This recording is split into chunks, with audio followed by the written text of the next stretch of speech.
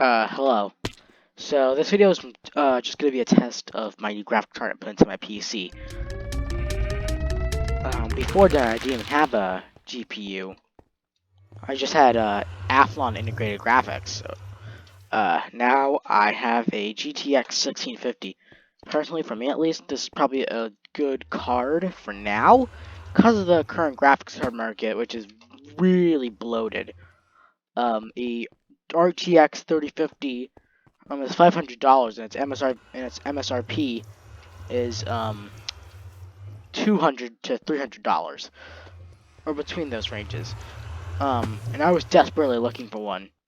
And at this point, I was fed up, so I just bought a 1650. Before I bought my PC, January of this year, of 2021, I was using a laptop.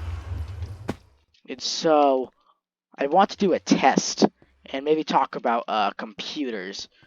So I would say a good test is probably Skywars. So let's hop into a Skywars doubles normal game. Or insane.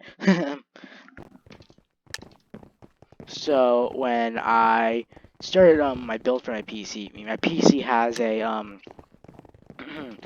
a fractal design Focus G case with a B450 Aorus Pro Wi-Fi motherboard, a AMD Athlon 3000G at around 3.5 gigahertz. My graphics card, as I said, is a GTX 1650 at 4 gigabytes.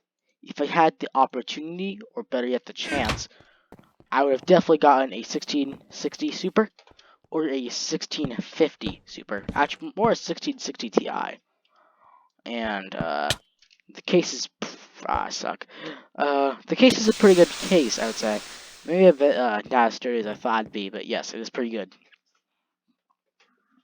Um, First time PC builders, I definitely will not give advice on this, but I think for a good CPU, you should try looking maybe for a Pentium, which could be closer to like a Intel Core, but cores nowadays are starting to get cheaper.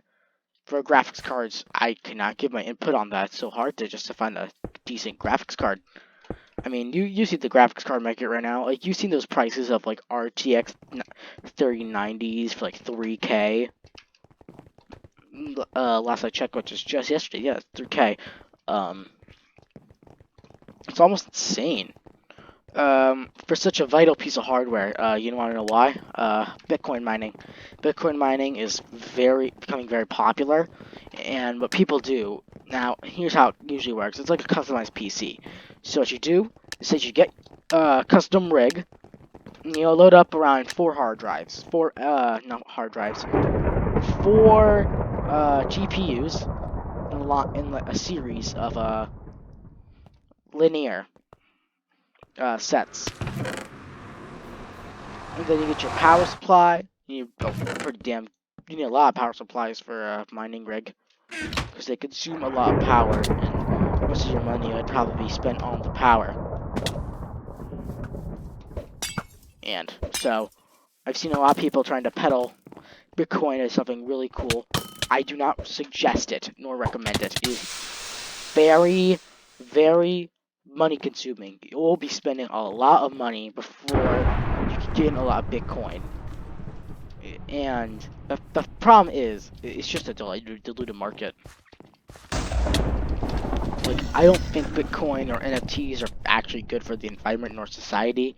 Like, what the hell do they benefit? It's just currency, and I compare. I think CryptoLand is a really good set. Like, I compare CryptoLand to the actual state of cryptocurrency nowadays. The community and everything around it is so diluted and bad. It is very, very not good. It's just the same for NFTs. What's the point of an NFT? It's not good art. It looks ugly. Like, bro, look at those the monkey art, bro. That stuff looks so bad, bro. A 5-year-old's drawing, like a 5-year-old's MS Paint drawing, is probably better than that. I'm being realistic here, dude. How can you not like notice this? And so I look at a lot of I see these TikTokers kind of peddling this NFT crypto lifestyle. They don't give any warnings. It costs a lot of money. You're gonna be spending a lot more money than getting money, and it's just not worthwhile. It's just not good. It's just not eco-friendly.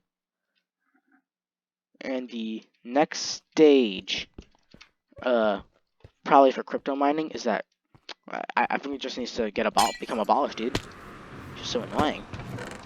Like, it's unfair to gamers and artists who need powerful graphics cards. And the thing is, they're currently in a chip shortage right now, so I can understand the manufacturers. But the second that gamers have an opportunity to get a graphics card, it's all over. Ooh, nice shots. No. It's very unfair. And, if there was a way to tell how much, a graphics card is worth. Like, people, like, graphics cards usually have an MSRP.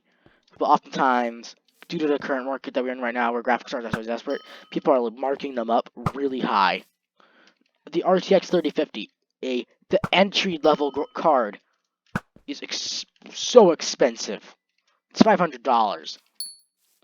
For most gaming rigs nowadays are getting to like $1,000. My current rig cost me $600 if I had everything up. And whenever I see a bunch of the like mining rigs on TikToks, I'm just pissed. Like, you're taking graphics cards away from good people who may need them for art, but like gaming isn't like much of a utility nowadays. But yeah. So I'm not surprised if I'm not surprised if the Intel card, their Alchemist GPUs, or well, the Arc GPUs are sold out and have their price bloated up. I just hope Intel can maybe control the market more.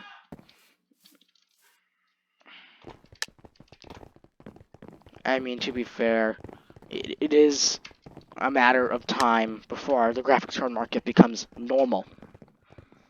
No, here's my idea. Hear me out. I have an idea. Maybe, now, I know Intel and AMD both make separate cards, but maybe but maybe not Intel. Nvidia and AMD can make a card. Like, I know they both make, mining cards. I think Nvidia just makes mining cards.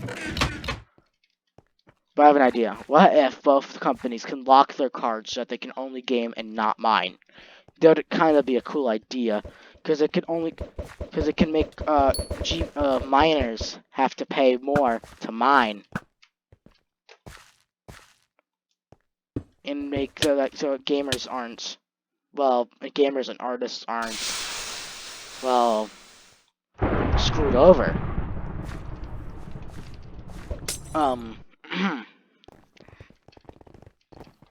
Now,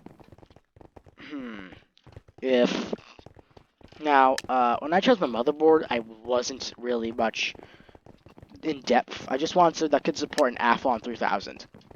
Now, I might have not made a good choice at that point in time, because it came out in 2018. Now, old motherboards aren't bad, but they do age.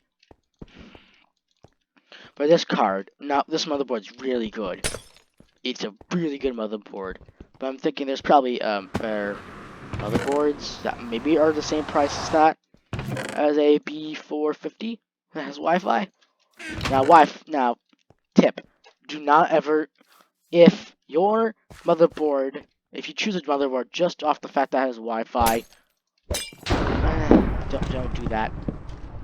Sometimes a motherboard, I know that they do make external Wi-Fi, receivers and stuff. sometimes it's better just to get a cheap motherboard and buy a receiver later. Seeing as Wi-Fi is kind of important, and not a lot of people, and seeing as Ethernet is kind of, seeing as some people aren't much the fans of Ethernet. Yeah, it's kind of stupid. Well, this build is really good. Even like I'm getting like around 200-ish FPS in game. Usually in the lobby, I get like 80 FPS. Sometimes it goes to like 80, and sometimes it goes to 300 in like the span of 2 seconds. It's almost as if my card is really inconsistent with its data that's pulling. Actually, yeah, this is a pretty good build. 380 FPS currently, like my average. Anyway, I think that is gonna be it for today. Comment, like, and subscribe, and I'll see you later in the next one.